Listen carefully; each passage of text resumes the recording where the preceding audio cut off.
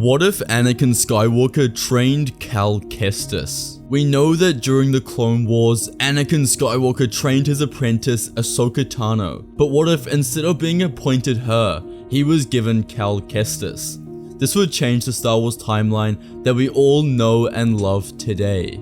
Anakin Skywalker, the Chosen One, and one of the most powerful Jedi Knights in the galaxy, was tasked with training a young Padawan named Cal Kestis. Cal was eager to learn from the legendary Jedi Knight, but Anakin was hesitant at first. He had seen firsthand the dangers of becoming too powerful and was very wary of passing his knowledge to someone who could potentially fall to the dark side. Despite his reservations, Anakin took on Cal as his apprentice and began teaching him the ways of the Force. They spent hours in the Jedi Temple, practicing lightsaber techniques and mastering the various Force abilities. Anakin saw potential in Cal and was impressed by his dedication to the Jedi Order. Kestis had an affinity for helping people and doing everything he could to better the galaxy. When he was appointed as Anakin Skywalker's apprentice, he knew that he could fulfill his mission. Anakin was a tough master, always demanding the best from his students. Since they were in the middle of a galactic war, their training didn't just take place in the Jedi Temple, but could also be seen on the battlefield, where Cal learned many lessons of grit and resilience. Anakin and Cal were summoned to the Jedi Chambers, where Master Windu sent them to join a mission already in action during the Clone Wars. They were led to a group of clone troopers and work alongside Captain Tarkin to take down a separatist stronghold on the remote planet Felucia. Anakin was confident in his abilities and was eager to take on the mission. As they landed on the planet, Anakin started to feel a sense of foreboding. He couldn't shake the feeling that something was about to go wrong. He tried to push it aside and focus on the task at hand, but the feeling only grew stronger as they progressed deeper into the stronghold. Despite the ominous feeling, the group was winning the battle. They had taken out numerous droids and were closing in on the separatist leader. It was clear that they were about to win the battle and secure another victory for the Republic over the separatists. But as they approached the final chamber, Anakin was hit with a wave of visions. He saw Padme, his beloved wife, dying in childbirth. The vision was so strong that it felt like reality.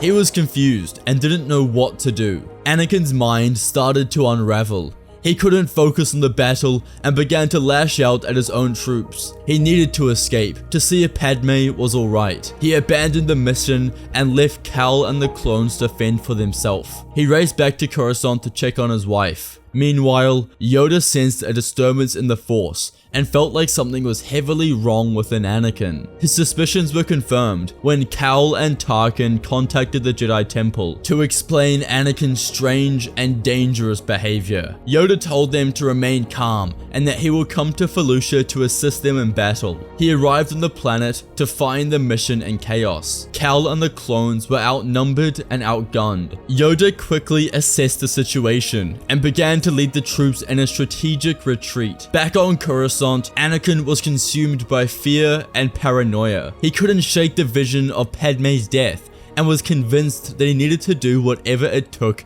to save her. Anakin was going insane. His mind was full of trepidation and he couldn't shake it. Yoda, Cal, Tarkin, and the rest of their clones made it out unscathed, but Anakin would be suspended from combat as a result of his poor choices and sentenced to questioning about what happened. The Wookiees on Kashyyyk asked the Jedi for assistance as they were being invaded by the separatists. When Yoda volunteered to go, he also said that he would take young Cal Kestis with him.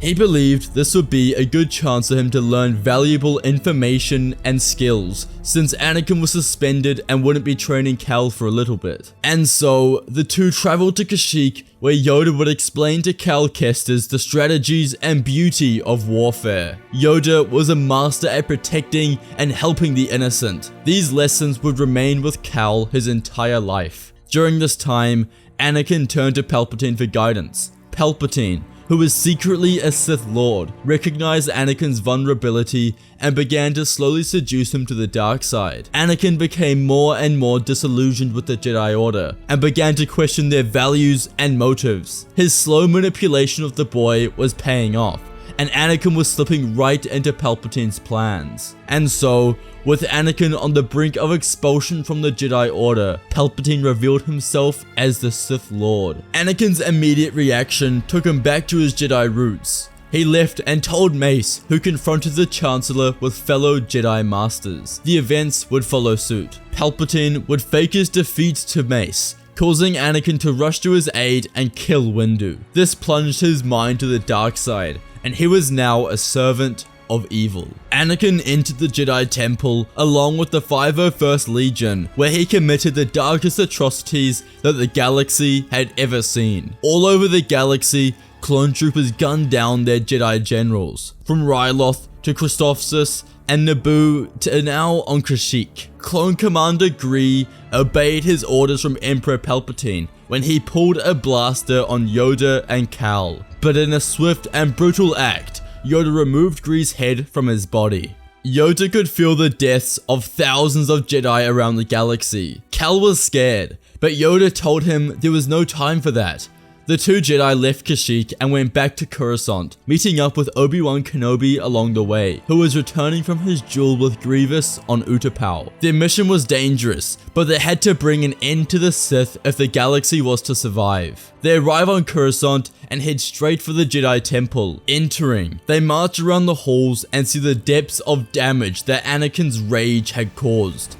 They knew it was him. He was the only answer. As they rounded a corner, they saw him, holding a Syndrellic by his throat. Anakin pierced his blade through his chest and dropped him to the floor, heartless. The young Cal Kestis called out to him, desperate for his master to return to him. Anakin couldn't believe that they were here. His heart was caught between two pins, not knowing what to do. He marched towards them and told them it was too late. The Jedi failed him, and this was his only way to save her. Her? Who's her? The Jedi thought to themselves. They continued to talk to Anakin, asking about his motives and how he could do such a thing. The Jedi clawed for any small part of Anakin that was still in the light. He had only just turned to the dark side, so if there was ever a time to save him, it was now. By them talking to Anakin and not fighting him, his spirit slowly came back. They continued to discuss how things can be better if he joins them again. They will work together and find a way to save whoever he needs to save. Cal was the turning point in Anakin's mind.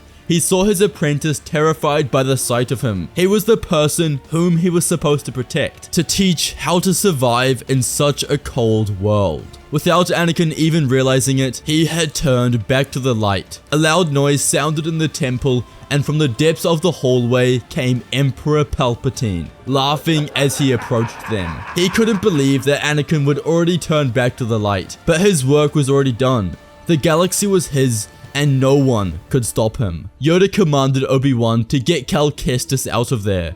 He was just a child, and this was not his fight. Without a moment's hesitation, he listened and the two Jedi fled the temple to safety. Anakin and Yoda stood in the main hall of the Jedi Temple, staring at the twisted, black-robed figure of Emperor Palpatine. The room was a mess, with rubble and debris scattered everywhere from the earlier battle. The sounds of blaster fire could be heard in the distance as the remnants of the last of the Jedi Order fought for their survival. Together, Anakin and Yoda charged towards the Emperor, their lightsabers blazing with energy. Palpatine met them head-on, his crimson blade flickering with malevolent power. For a long moment, the three combatants circled each other, trading blows and parries. Anakin could feel the dark side of the Force flowing through him, tempting him with its power and seductive whispers. He fought to keep it at bay, to hold on to his sense of self and not give in to his baser instincts. But as the battle wore on, Anakin began to falter. The strain of the fight was taking its toll on him, and he could feel his resolve slipping away. In the end, Palpatine was outmatched.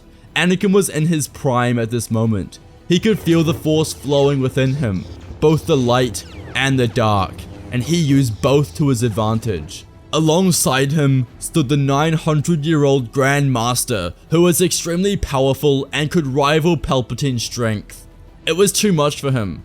After a short while, Palpatine missteps and feels Anakin's blue blade go through his abdomen. He was dead. Yoda and Anakin had done it. Although the Jedi Order was in ruins, the Sith were defeated and peace was finally obtained. Anakin had committed atrocities and betrayed the Jedi Order. However, Yoda decided that because of Anakin's will and courage to journey back to the light and right his wrongs, he showed the true characteristics of a Jedi Knight. And so, with Yoda's blessing, Anakin was allowed back into the Jedi Order. He had fulfilled the prophecy that was placed upon him at such a young age. Their numbers were now small and rebuilding would take centuries, but Yoda still led them. And Anakin, Obi-Wan, and other Jedi Knights who had survived the Purge, their numbers would eventually grow again. The galaxy was safe from the Sith, and the Clone Wars had finally come to an end. If you enjoyed today's video, you must watch What If Palpatine Trained Anakin, or What If Anakin Trained Kanan Jarrus. Please check out our Patreon if you would like to support the channel. The link is in the description below. All proceeds go towards making better videos for you guys. Thank you all for watching, and may the Force be with you.